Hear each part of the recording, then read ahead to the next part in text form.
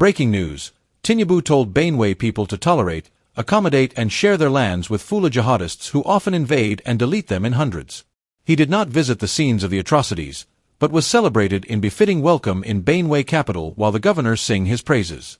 He even prided his posters, forced school children to stand on the roads under the rain to sing and dance for Tinubu as the convoy of Tinubu splashed them rainwaters on their bodies.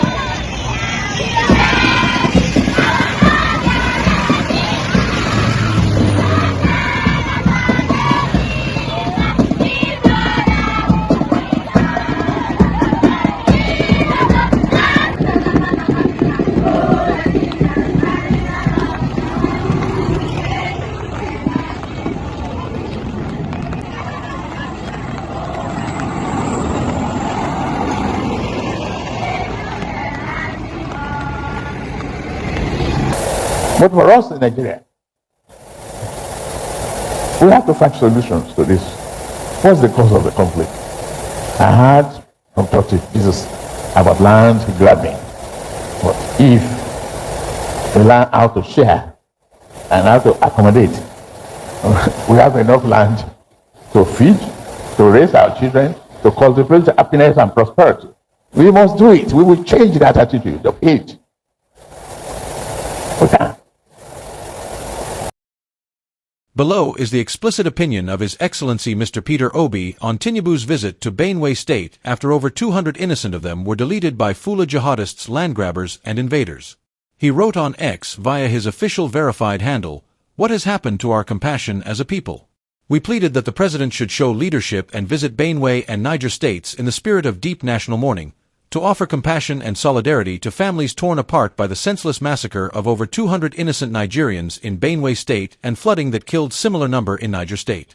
But what we saw in Benue visit was instead of a solemn, reflective visit, a display that would have been more befitting for the commissioning of reconstructed Enugu-Makurdi Highway, a critical road connecting south and northern Nigeria which had become impassable for years. The president arrived not in mourning cloth but in celebratory Agbada attire, like it was an occasion for joy. Even more heartbreaking is the role of the state.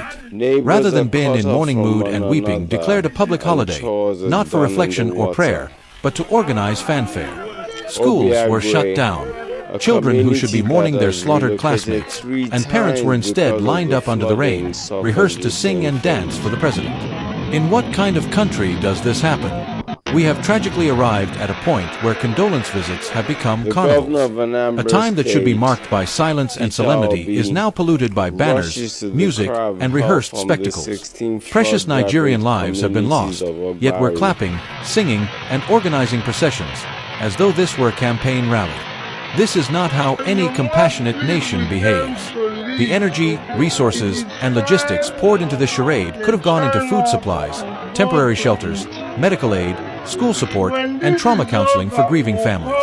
Instead, we chose optics over empathy. Look elsewhere.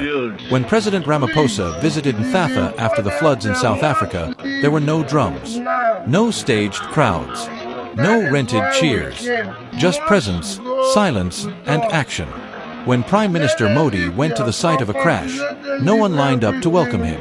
He came, he mourned, he acted. That is what leadership looks like in moments of pain. We must ask ourselves, what kind of people have we become? Enough of this culture of impunity. We are not at war, yet our nation is bleeding, and we are clapping. It is not only insensitive, it is dangerous. Let us not forget, these were human beings, children, mothers, fathers whose blood cries out for justice. When very sad incidents like this turns to campaign or festival, our nation losing its soul. A new Nigeria is possible. P.O. Follow Stand Up for what is right for updates from around the world.